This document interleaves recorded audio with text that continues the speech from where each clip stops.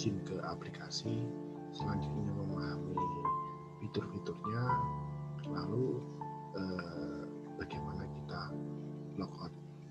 Nah, yang pertama kali adalah kita login. Jadi kalau kita mau masuk atau login sebuah dari aplikasi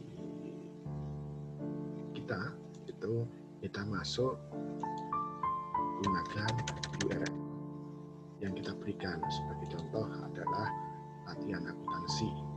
Nah, setelah itu kita masuk, ya, pengguna kita apa, misalnya admin, lalu kita masukkan, ya, passwordnya.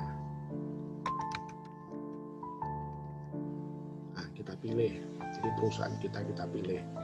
Sebagai contoh kita menggunakan contoh jasa. Setelah kita isi penggunanya, ya, kita isi kata kuncinya atau passwordnya, kita pilih, lalu kita masuk atau login. Nah, kita dihadapkan kepada sebuah halaman, ya, yang terdiri dari beberapa fitur yang di sini kita jelaskan. Yang pertama adalah fitur pengaturan. Ini akan mengatur perusahaan, mengatur pajaknya, ini mengatur tahun fiskal, ya, terus mengatur tentang pembatalan transaksi dan lain-lain. Yang kedua adalah tentang bank dan jurnal umum. Jadi kita bisa melakukan transaksi, ya, mulai dari input jurnal khusus, ya, kita input juga anggaran, ya. Ini ada fitur-fitur transaksi. Yang kedua adalah fitur pencarian. Misalnya kita mencari jurnal yang sudah kita isi untuk diedit atau diperbaiki, kita pencarian berdasarkan akun juga bisa. Ya, terus juga kita bisa melihat laporan-laporan, jadi laporan neraca, laporan laba rugi bisa kita lihat. Ya, selanjutnya setelah transaksi pencarian laporan, juga pengaturan. Kita bisa mengatur akun bank, kita bisa mengatur mata uang, kita bisa mengatur jurnal-jurnal, ya. Arti kita membuat jurnal baru, menghapus atau nambah jurnal juga bisa. Nah, selanjutnya aset tetap. Nah, aset tetap ini kita bisa mengisi, ya, misalnya pembelian aset dan lain-lain, itu bisa kita isi melalui fitur pengelolaan aset tetap. Nah, selanjutnya adalah kalau perusahaan kita bentuknya aplikasi atau manufaktur, ya, kita bisa mulai dari membuat lokasi atau pabrik kita, perakitannya di mana, ya, atau produksinya di mana. Yang kedua adalah rakitan bom atau bill of materialnya. Jadi dari misalnya sepeda motor itu terdiri dari ban, terdiri dari apa, itu dirakit di sini dengan pencatatan akuntansi. Nah, kita bisa input perakitan juga.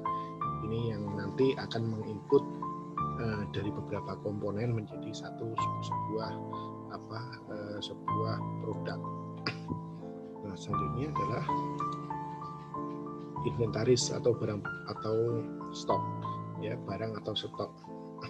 Jadi kita bisa membuat menambahkan barang apa saja, ya, produk-produk kita, baik komponen maupun yang sudah jadi, ya. Ada input transfer lokasi, atau ini memindahkan barang satu dari tempat satu ke tempat lain. Ada laporan inventaris dan banyak sekali ini yang bisa kita lakukan. Selanjutnya kita di pembelian atau jurnal pembelian. Jadi kita bisa membuat pengaturan, menambah pemasok atau menambah supplier, ya. Kita bisa input order pembelian sampai kita melakukan pembayaran ke pemasok, ya. Dan alokasi dana yang kita bayarkan berapa juga bisa kita buat di sini, ya. Laporan pembeliannya juga ada, sampai laporan pembelian dan pemasok juga lengkap. Ini untuk jurnal pembelian. Nah, selanjutnya penjualan. Nah, ini penjualan ini, jadi mulai dari kita bisa nambahkan customer kita, ya. Kita bisa nambahkan salesman kita, ya. Terus kita juga bisa input mau penawaran, ya, input barang, ya, dan lain-lain. Dan juga kita bisa pencarian, misalnya pencarian penawaran, ya, pencarian order yang dijual, dan laporan dari penjualan sudah lengkap di sini. Jadi gambarannya adalah kita bisa menggunakan fitur-fitur ini untuk membuat sebuah laporan keuangan. Nah, itu cara tadi kami sampaikan tentang bagaimana login dan beberapa fitur yang perlu kita sampaikan dalam akuntansi tag. Selanjutnya, kalau kita logout, kita tinggal klik keluar. Nah, kita masuk lagi.